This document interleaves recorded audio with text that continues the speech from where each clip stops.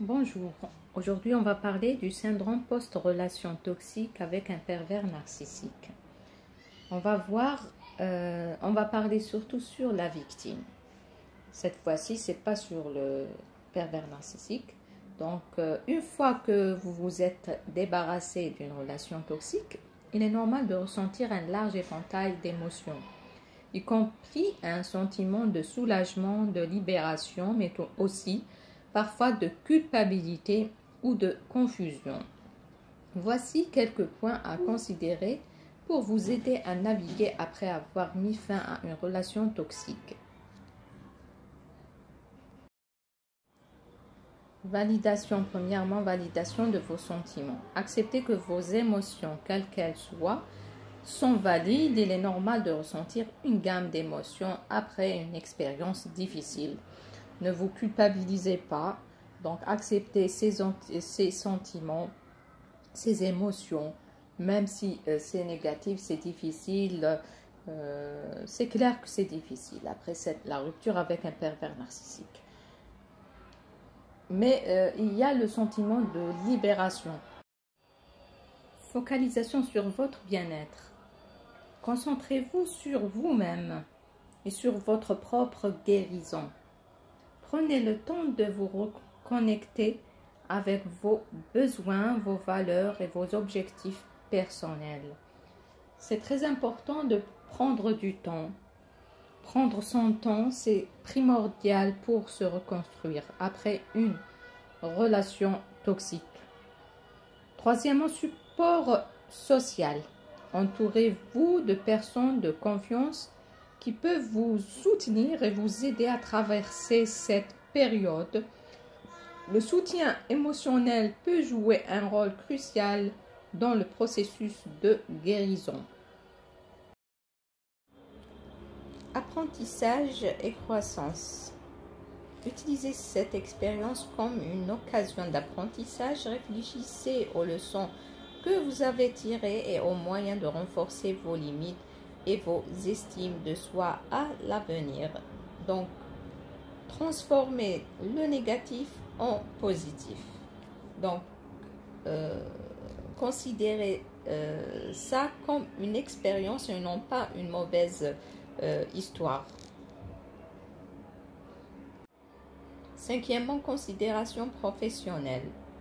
Envisagez de parler à un professionnel de la santé mentale si vous éprouvez des difficultés importantes pour surmonter les effets émotionnels de la relation toxique.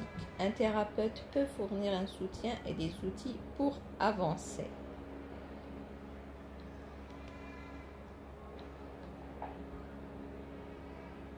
Donc, en effet, se débarrasser d'une relation toxique peut être une étape difficile, mais c'est souvent le début d'une nouvelle phase de croissance personnelle et de bien-être émotionnel. Bien que les relations toxiques soient souvent extrêmement difficiles et douloureuses à vivre, il existe des aspects positifs et des leçons à tirer de ces expériences. On va les voir ensemble. Donc, vous dites comment on peut trouver le positif dans tout ça, mais figurez-vous qu'il y a des trucs positifs après une relation toxique, croyez-moi. Donc, premièrement, renforcement de la résilience. Survivre à une relation toxique peut renforcer votre résilience émotionnelle et votre capacité à faire face à l'adversité à l'avenir. En quelque sorte, on est immunisé, on est vacciné. Donc, deuxièmement, clarification des valeurs personnelles. Une relation toxique peut vous aider à mieux comprendre vos propres valeurs, vos besoins et vos limites. Cela vous permet de développer une meilleure connaissance de vous-même. Donc, c'est une expérience où on peut tirer une leçon pour la vie. Donc, on va être plus prudent. Troisièmement, apprentissage des signes précurseurs.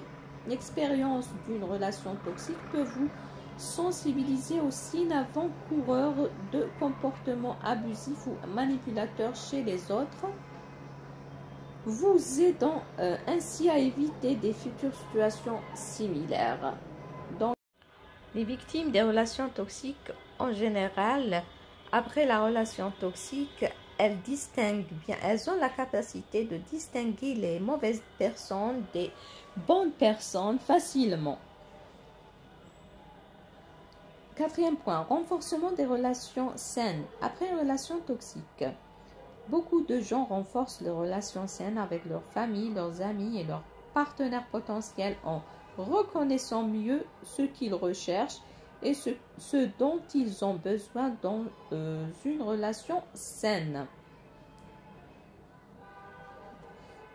Donc, c'est la même idée. Donc, ils savent distinguer les bonnes personnes, ils renforcent les relations saines. Donc, ils sont plus solides maintenant. Cinquièmement, croissance personnelle. Surmonter une relation toxique peut être une occasion de croissance personnelle significative. Cela peut inclure une meilleure estime de soi, un développement émotionnel et une capacité accrue à établir des limites saines. La victime, après une relation toxique, elle va comprendre qu'elle avait beaucoup de trucs positifs. C'est pour ça qu'elle a été victime d'une personne toxique. Et une fois qu'elle comprend ça, ça va renforcer sa confiance en soi. Donc, sixièmement, empathie accrue. Vivre une expérience difficile peut vous rendre plus empathique envers les autres qui traversent des situations similaires. Cela peut renforcer vos compétences en matière de soutien et d'écoute pour les autres. Donc, on va comprendre mieux les victimes qui ont vécu la même chose que nous et on saura les aider. Et septièmement, appréciation de la paix intérieure. Après avoir quitté une relation toxique, beaucoup de gens trouvent une plus grande paix intérieure et un sentiment de soulagement en éliminant une source de stress constant.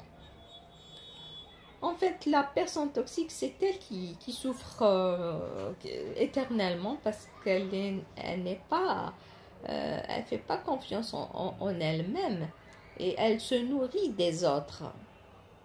Donc, en tout cas, une personne qui fait mal aux autres, elle n'est jamais heureuse, elle n'est jamais contente. Donc, ces bienfaits ne minimisent pas la gravité des difficultés vécues dans une relation toxique, mais ils soulignent que même les expériences les plus douloureuses peuvent mener à une croissance personnelle positive et une meilleure qualité de vie à long terme. Maintenant, on va voir une caractéristique commune aux victimes des personnes toxiques, perverses, narcissiques, c'est la méfiance. Donc, les victimes deviennent méfiantes. Donc, la méfiance envers les futures relations est souvent une conséquence naturelle après avoir vécu une relation toxique. Voici comment cela peut influencer les perceptions et les comportements. Premièrement, hypervigilance émotionnelle. Après une relation toxique, il est fréquent de développer une hypervigilance émotionnelle, ce qui signifie être plus attentif et sensible aux signes des comportements potentiellement nocifs chez les autres. On est averti maintenant, donc on n'est plus spontané comme avant. Donc, on est vigilant, hyper vigilant même. Deuxièmement, difficulté à faire confiance. Il peut être difficile de faire confiance à nouveau car les expériences passées ont montré que la confiance peut être trahie. Cela peut entraîner une plus grande prudence dans le développement de nouvelles relations. C'est pas toujours un bon signe ça, c'est un peu négatif parce que ça va freiner la personne de développer d'autres relations. Ça va lui coûter un peu de temps. Elle peut voir le négatif partout, donc elle devient paranoïaque en quelque sorte. Pas tellement, mais donc elle a peur de répéter la situation. Donc peur de répétition. Il y a une autre conséquence, c'est le renforcement des barrières émotionnelles. Donc pour se protéger, certaines personnes peuvent ériger des barrières émotionnelles plus élevées, ce qui peut rendre difficile l'ouverture et la vulnérabilité nécessaires pour établir des liens significatifs. Donc ça rentre dans la prudence. Donc cette prudence développée après une relation toxique, elle a des conséquences, de grandes conséquences. Besoin de validation supplémentaire. Après une relation toxique, il peut être nécessaire de rechercher davantage de validation ou de confirmation des intentions et des actions des autres avant de se sentir en sécurité dans une nouvelle relation. Donc, vous voyez le désastre d'une relation toxique. Pour surmonter ces défis, il est essentiel de consacrer du temps à la guérison émotionnelle et à la reconstruction de la confiance en soi. Travailler sur l'estime de soi, apprendre à reconnaître et à établir des limites saines, ainsi que rechercher un soutien professionnel si nécessaire, sont des étapes importantes avec le temps. Un effort conscient, il est possible de développer des stratégies pour établir des relations saines et épanouissantes à l'avenir. En bref,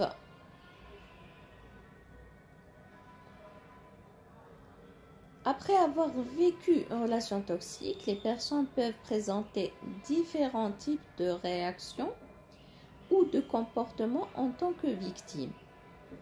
Voici quelques types courants de réactions post-relation toxique. On va voir des types de victimes. Donc, chacun, comment il encaisse, et chacun, comment il se comporte après la relation toxique. On va voir les types de victimes. La victime traumatisée.